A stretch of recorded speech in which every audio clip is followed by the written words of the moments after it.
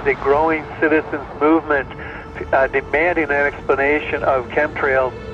And I talked to my NSA buddies at Fort Carson, Peterson Air Force Base, and Buckley, where I was actually their doctor taking care of the pilots flying and spraying the chemtrails. So I know it's real. If anybody says it's not real, they're full of it. It's not the same as conducting some localized test for some defensive project. This is open air operations. It's not a test. This thing is in place.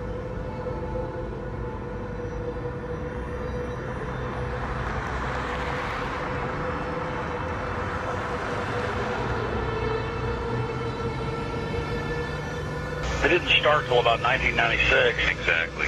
And, growing up my whole life, a condensation trail disappeared, the 20 seconds, a minute, 2 minutes. And now it can be in the summer at like 4,000 feet, and there's these big clouds behind jets. Some jets leave it behind, leave a trail behind them. Other jets at the same flight level, same altitude don't. And, instead of just getting into are they spraying us or what's changed in the jet fuel or what's changed in the atmosphere, there are tens of thousands of declassified admissions under different programs where different Pentagon programs, different agencies of the government have tested chemical, biological, and radiological agents on the American people.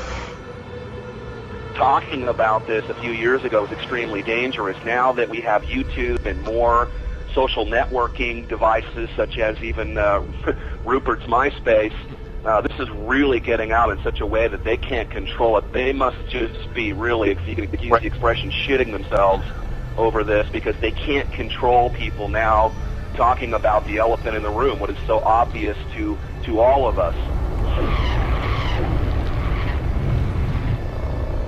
There's a feeling from that area that the state doing all of these weather modification programs might not be doing it for the benefit of the citizens of Texas and other states that they may impact as well. Well, many of the planes that we're seeing here in Abilene will actually turn whatever they're spraying on and off right before our eyes. I mean, you'll see a plane up there flying like normal, and then all of a sudden it starts spraying.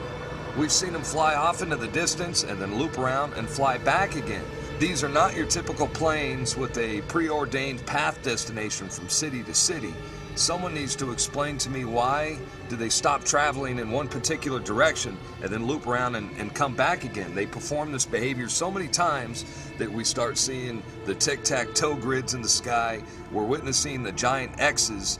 And I mean, Rosalind, when you and I grew up, these contrails naturally dissipated in a few seconds or perhaps a minute max.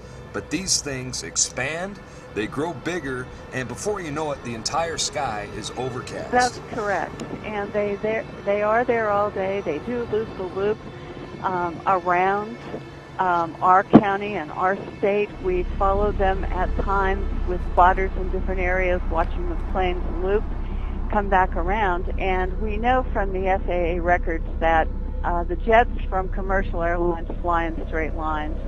And coming across our county, there aren't many, and they stay mostly in certain patterns.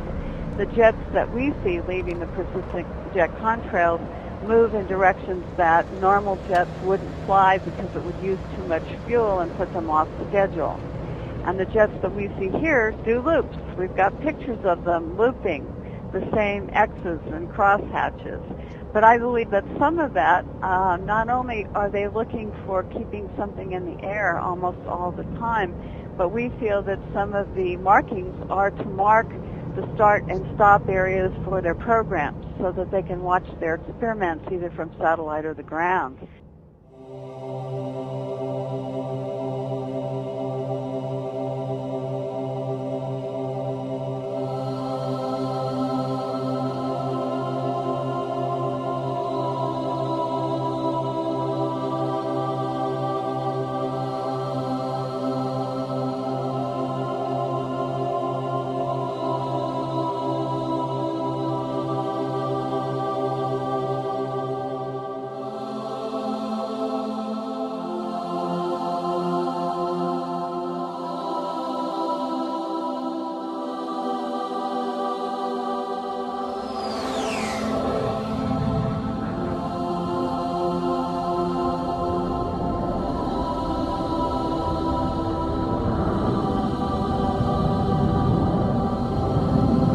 Why do they want to keep this quiet? Why aren't they talking about this? Why don't they want us talking about it? And you can only come to the conclusion that they're hiding something. Now, do you believe that this is a full-scale secret operation that includes not only the U.S. but Europe and the rest of the world?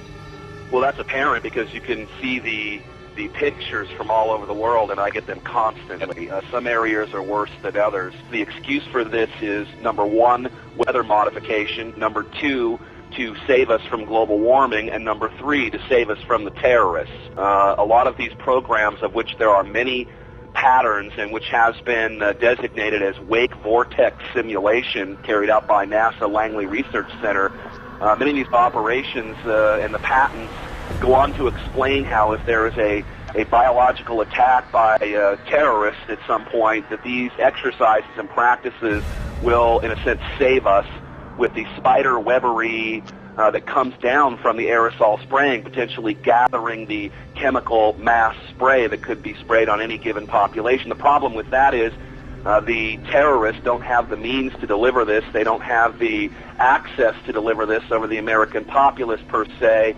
And the only people who have been doing this, that is biological experiments on the American people, is the military themselves, which has been admitted from everything from Operation Shad to the spraying that happened in San Francisco, I believe back in the 60s and the 70s, that literally killed people.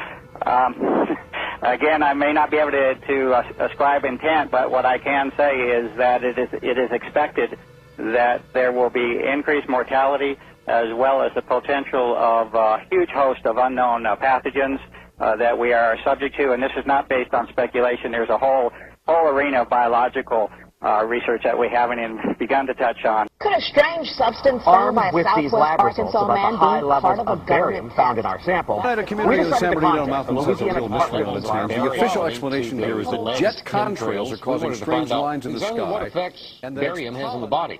Short-term exposure can lead to anything from stomach to chest pains. Long-term exposure causes blood pressure problems.